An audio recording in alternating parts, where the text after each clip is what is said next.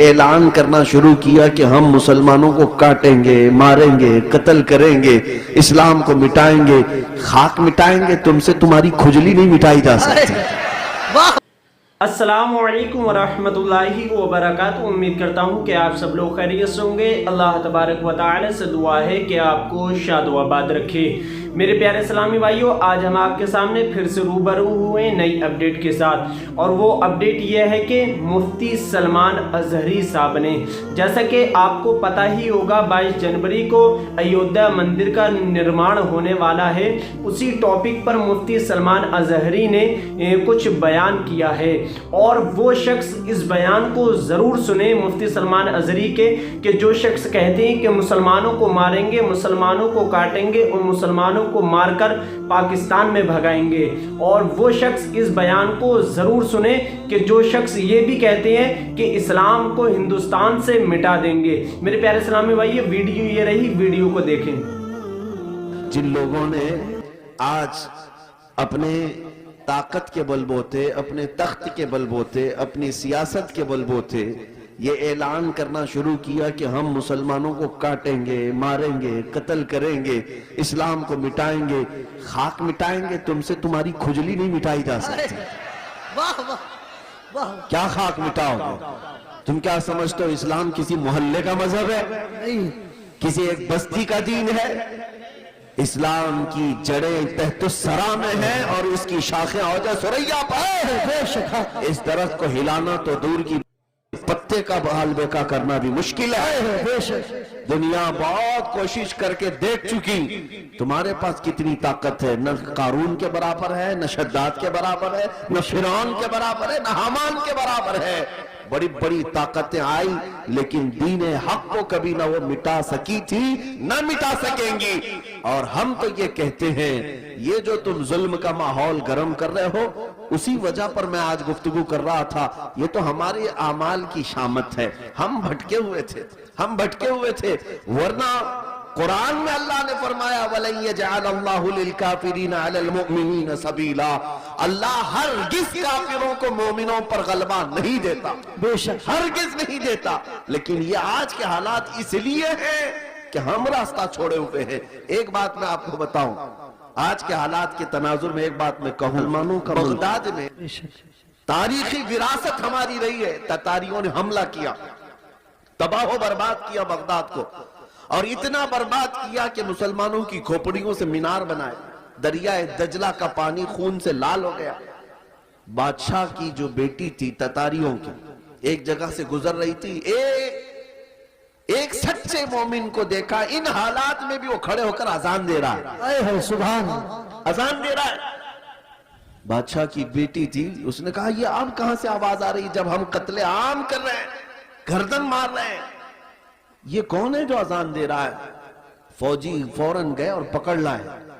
یا نمازیں پڑھنے سے روک رہے ہیں، یہ گراؤنڈ میں نہیں پڑھیں گے، وہ میدان میں نہیں پڑھیں گے، کتنے میدانوں کو تم قبضہ کرو گے؟ ہاں، تم صرف اور صرف میدانوں کو روک سکتے ہو، پیشانیوں کو جھکنے سے کبھی نہیں کبھی نہیں روک۔ عبادت کا ذوق ہمارے پاس اللہ تعالیٰ کی آتا ہے۔ تو ایسے حالات میں اگر اذان دے رہا تھا کوئی، تو تتاریوں کی وہ بڑی عورت تھی، بادشاہ کی بیٹی، اس نے گرفتار کروایا، لا اس مولوی کو، اب کون ہے اذان دے رہا؟ اس کو پکڑ کر کے پوچھا تجھے خبر نہیں ہے بغداد پورا ٹوٹ گیا، تباہ ہو گیا، برباد ہو گیا، لاکھوں لوگوں کی لاشیں پڑی ہیں اسی بنیاد پر کہ تم مسلمان ہو، ہم مار رہے ہیں، اور پھر بھی تم اذان دے رہے ہو۔ اس نیک و صالح عالم ربانی نے کہا ہاں سب نظر آ رہا ہے لیکن مجھے میرا رب بھی ہے، میرے لیے میرا رب بھی ہے۔ دنیا چاہے جو بھی ہو، جب تک میری سانس نہیں نکلے گی تب تک میں اللہ اکبر کہتا رہوں۔ سبحان اللہ، سبحان۔ اب سنیے، اس خاتون نے متاثر ہو کر کے پوچھا اچھا اللہ سب سے بڑا ہے؟ اللہ سب سے بڑا ہے؟ کہا ہاں اللہ سب سے بڑا ہے، اسی کی تم عبادت کرتے ہو۔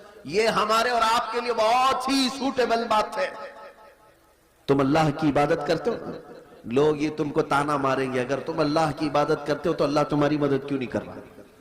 یہی اس تتاری عورت نے کہا کہ تم اس کو اکبر کہتے ہو، پھر یہ بغداد میں یہ سب جو مرے ہیں یہ بھی تو وہی تھے، یہ بھی تو وہی تھے، یہ مارے گئے، اور ہم لوگوں کو غلبہ حاصل ہو گیا بغداد پہ. دیکھو تتاریوں پر، وہ ظالموں کو اللہ تعالیٰ نے غلبہ دے دیا، تمہارا خدا ہی دیا ہے، پھر ایسا کیوں ہوا؟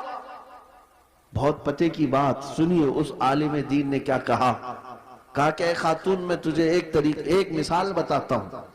تم نے دیکھا ہوگا کہ بھیڑ بکریاں پالنے والا کوئی چرواہا بکریاں لے کر کے چلتا رہتا ہے، راستے پر چلتا ہے، ہوتا ہوگا نا آپ کے یہاں بھی ریوڑ، جی جی بکریاں چلتی رہتی ہیں، لیکن بکریاں پالنے والا ساتھ میں کتا بھی پالتا ہے. بے شک. بکری اور کتے کا کیا لینا دینا، کون سا تعلق ہے؟ لیکن یہ چرواہے سے پوچھیں، وہ بتائے گا کہ بکریاں چلتے چلتے کبھی ادھر ادھر چلی جائیں تو یہ کتا بھونک بھونک کر انہیں لاتا ہے اور پھر ریوڑ میں جمع کرتا ہے. بے شک. چرواہا یہی بتاتا ہے کہ اس لیے سارے بکریوں کو وہ پھر سے ایک ریوڑ میں جمع کرے، اس لیے وہ پالتا ہے. کتے کو اس لیے چھوڑا جاتا ہے، اس لیے پالا جاتا ہے. بلا تشبیہ و بلا تمثیل، ذہنوں کو قریب کرنے کے لیے اس بغدادی عالم نے کہا ہم امت مصطفیٰ ہیں، بے شک. ہم چلتے ہیں سیدھے راستے پر، لیکن جب کبھی ادھر ادھر بھٹکتے ہیں تو اللہ تم جیسے کتوں کو ہم پر چھوڑتا ہے. بے شک. کتوں کو چھوڑتا ہے تاکہ تم بھونک بھونک کر کے واپس صراط مستقیم پر لے آ سکو. میرے عزیزو، آج یہ جس قدر مظالم ہو رہے ہیں، یہ تمہیں سیدھے راستے پر انشاءاللہ ایک نہ ایک دن ضرور لے کے آئے. انشاءاللہ. میں محسوس کر رہا ہوں چند سالوں پہلے ہر جلسے میں لبیک یا رسول اللہ کا نعرہ تو نہیں لگتا تھا، لیکن ظالم کتوں نے جب بھونکنا شروع کیا تو اب پھر ہمارا ہر بچہ لبیک کہنے لگا. لبیک لبیک لبیک یا رسول اللہ، لبیک لبیک یا رسول اللہ، لبیک لبیک یا رسول اللہ، لبیک لبیک یا رسول اللہ. اب بات صرف اتنی ہے، میں نے جو عنوان آپ کے سامنے رکھا وہ یہی ہے کہ جب تم اپنی حیثیت کو پہچان لو کہ میرا راستہ کچھ اور ہے، جس دن تم اس نقطے پر آ گئے، میرے عزیزو، عزتیں تمہاری ہے، طاقتیں تمہاری ہے، اقتدار تمہارا ہے. جس طرف رخ کرو گے مولا تعالیٰ اس ہوا کو تمہارے زیر نگی فرمائے گا. تمہیں پتہ نہیں ہے کہ تمہاری تاریخ کیا تھی. ہماری تاریخ اقبال کی زبان سے اگر سنو گے تو اقبال کہتا ہے ٹل نہ سکتے تھے جنگ میں اگر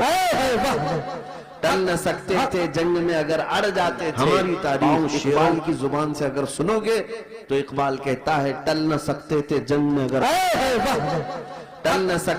جنگ میں اگر اڑ جاتے تھے، پاؤں شیروں کے بھی میدان سے اکھڑ جاتے تھے.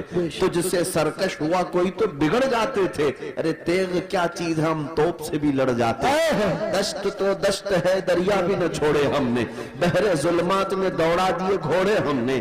آ گیا عین لڑائی میں گر وقت نماز، قبلہ روحوں کے زمین بوس ہوئی قوم حجاز. ایک ہی صف میں کھڑے ہو گئے محمود و ایاز، نہ کوئی بندہ رہا نہ کوئی بندہ نواز.